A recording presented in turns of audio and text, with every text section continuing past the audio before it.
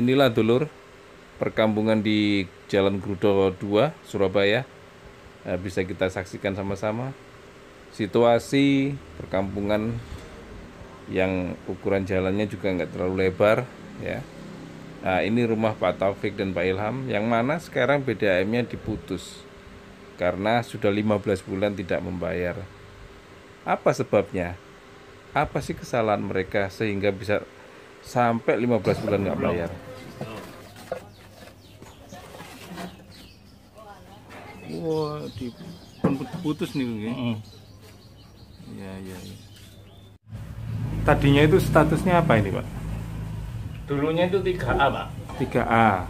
3A. Itu tahun berapa, Pak? 3A. Tahun 2019. Pokoknya Oktober, Pak ya. Bulan Oktober itu naik menjadi 3C kalau nggak salah. Oktober kemarin itu. Oktober tahun yang lalu. 2020. 2019. Oh, 2019. Iya. Ya. Itu naik 3C. Iya, tahun 2019 betul. Iya. Naik 3C, terus pindah lagi, ganti lagi. Sampai terakhir itu Ganti lagi statusnya menjadi golongannya menjadi tanda ganti. Oh. Mungkin bisa tak ambilkan anu nih, Pak. Iya, monggo. Ya, tak ambilkan dulu ya, Pak ya. Rasakan, Pak. Nah, iya toh, ini mulai bulan Oktober tahun 2019. Oh iya. 3A terus. Setelah itu, nah, ya toh, bulan 10 ini menjadi 3B 1 tanpa pemberitahuan, tanpa apa, PDAM itu memang ya. Tahu-tahu 800 ya. Setelah itu tak urus, waktu itu tak urus, malah naik menjadi 3C. Asalnya ini Ini 300, ini asalnya meningkat jadi 800. iya, jadi 800 ini ya 3B. Terus tak urus waktu itu Ya. bikin surat ke direksi, Ya. malah naik 3C ini, 3C2. Jadi 1 juta. Wong yang 800 saja ndak bisa bayar kok malah kena 1 juta. Loh, Itu. setelah ngajukan ke direksi, Iya. malah ditingkatkan menjadi Iya, 3C. malah menjadi ini loh. 3C2 ini loh. Iya. Terus tak urus lagi, terus berlanjut terus. Saya ndak mau. Tak urus lagi, terus tak urus lagi. Memang ndak kuat bayar, memang ndak bisa bayar. Waktu itu nemui siapa, Pak, di pihak BDAM-nya? Yo, banyak sekali, Mas, di situ. Enggak, Mas. maksudnya di loket bawah itu atau langsung direksi? Pertama kali di customer service, terus Customer itu service. diarahkan. Tetap saya ngikuti, saya bikin surat pernyataan di direksi, sudah saya kirim sampai ke SPI kalau tidak salah waktu itu. Sampai SPI ya? Iya, sudah sampai SPI. Banyak sekali ketemu orang. Jawabannya apa, Pak, dari mereka? Ya. Tahu-tahu berubah gitu aja? Iya, yang pasti gitu loh, Pak. Nggak tahu itu sudah sampai ke direksi beneran atau gimana. Terus itu bikin lagi. Saya kan nggak ada putusnya, saya ngurus lagi, minta bantuan di Pemkot. Setelah itu mengajukan surat di Pemkot, sudah sampai ditangani, sampai di perekonomian juga sudah. Akhirnya katanya diserahkan di PDAM. Kembali lagi diserahkan? Iya, diserahkan ke sana. Katanya kan saya orang umum, bukan dari partai, bukan dari itu. Mohon maaf, Pak, waktu jenengan setelah diputus, terus setelah itu jenengan urus? Oh enggak, kemarin aja diputus. Oh, Kemarin barusan baru ya? diputus, iya. Oh gitu. Dulu-dulunya belum diputus. Apa tanggapan dari pihak BDAM-nya, Pak? Nggak ada. Enggak ada. Ya.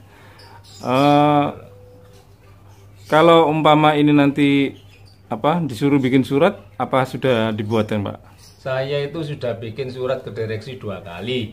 Ya. Pertama, saya dikenakan 4B2. 4B2. 4B2. Setelah itu saya ke Pemkot.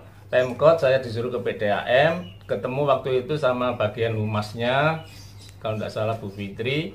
Saya diantar ke suatu tempat. Saya disuruh bikin lagi surat pernyataan ke direksi. Sudah saya bikin bahwa saya keberatan dengan adanya keputusan 4B2. Saya masih keberatan. Saya minta dikembalikan ke golongan semula 3A. Karena di sini semuanya masih 3A kok. Saya yakin masih 3A. Gitu loh. Kenapa kok tempat saya sendiri ini gitu loh. Mohon maaf Pak, ini luasnya berapa Pak? Ini luasnya kalau nggak salah 7 lebih kurang ya, 7 atau 8 kali 14 kalau nggak salah. Iya. Dihuni berapa kakak Bapak? Di sini ini rumah warisan, dihuni 5 kakak. Lalu sekarang kalau nggak ada air bagaimana? Cara mengambil kita pakai airnya? seadanya. Air sumur pun meskipun bau-bau ya harus kita pakai. Gimana? Gitu. Nah. Coba kita lihat sekarang, dulur, apakah lebar jalan rumah ini mempengaruhi tarif PDAM? Lihat Pak, Sehingga golongan 100 atau status golongan yang meter. diterapkan kepada keluarga ini berubah dan mempengaruhi tarifnya yang tadinya 300 menjadi 1 juta. Kali saya bikin.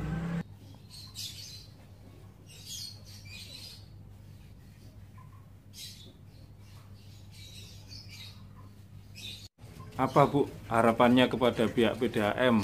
Ya seperti ya ini Mas, tetangga sebelah itu ya sama gitu loh.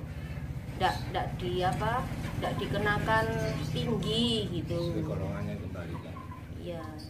Jadi golongannya kepingin distabilkan lagi ya seperti semula ya. Iya, disamakan. Kayak saya kan tanya tetangga-tetangga itu kenanya ya paling banyak itu 60 gitu Mas. Masa saya 200-an tiap kakak dimintai 200-an kan tinggi. Kelihatan lah. Iya. Iya. Apa Bu keinginannya lagi selain itu apa lagi? Kan soalnya di sini kan ndak hanya pakai PDAM, sumur juga digunakan. Kalau tetangga-tetangga itu malah ndak ada sumurnya rumahnya, pakai PDAM semua. Lalu sekarang masaknya pakai apa Bu? Ini air isi ulang. Yang ngirit. Buat masak, buat mandi ya sumur itu. Perumahan elit ini lebar jalannya lebih dari 3 meter dan bangunannya pun besar-besar. Luas tanah NJOP juga berpengaruh pada tarif tentunya. Beda dengan Jalan Grudo ini, masuk kampung yang lebar jalannya hanya 3 meter. Oke dulur, kita saksikan lagi. Beda dengan gang ini yang kecil ya toh. Nah, sekarang kita ke PDAM, kita temui humas supaya kita mendapatkan keterangan dari pihak humas ya. Karena perusahaan daerah air minum ini kan menjadi tumpuan bagi warga Surabaya untuk mendapatkan air. Oke, dulur. Kita simak sama-sama penjelasan dari pihak humas seperti apa. Kita tunggu ya.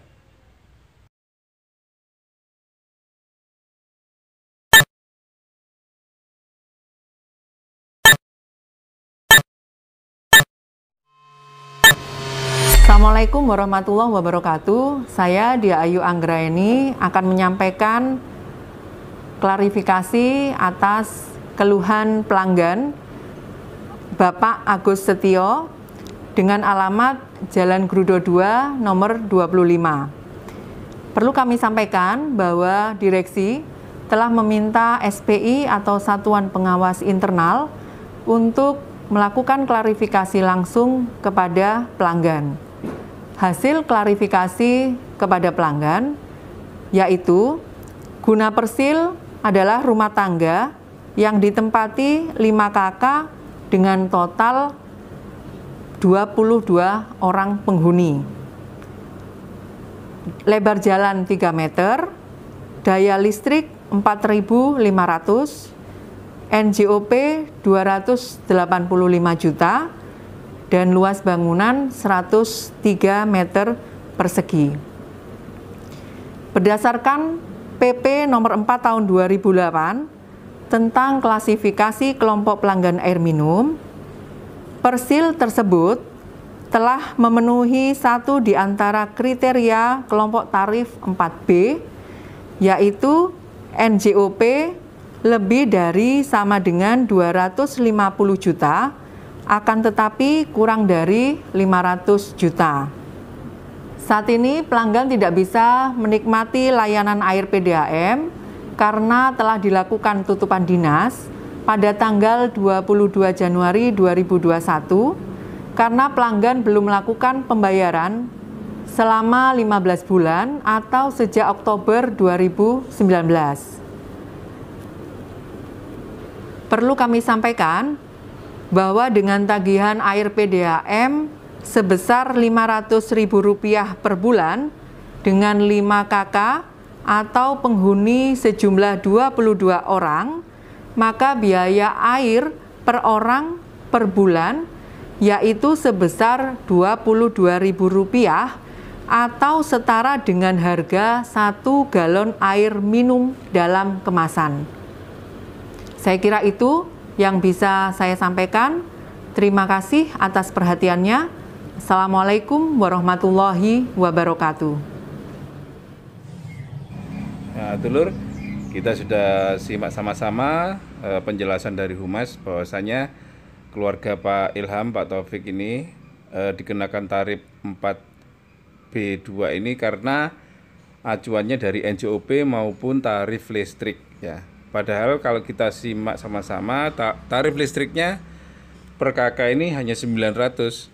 Nah, namun PDAM menghitungnya 900 VA itu dikalikan 5, jadi ketemunya 4.500 VA. Nah, apakah ini sangat tepat untuk perhitungannya? Mari kita simak sama-sama.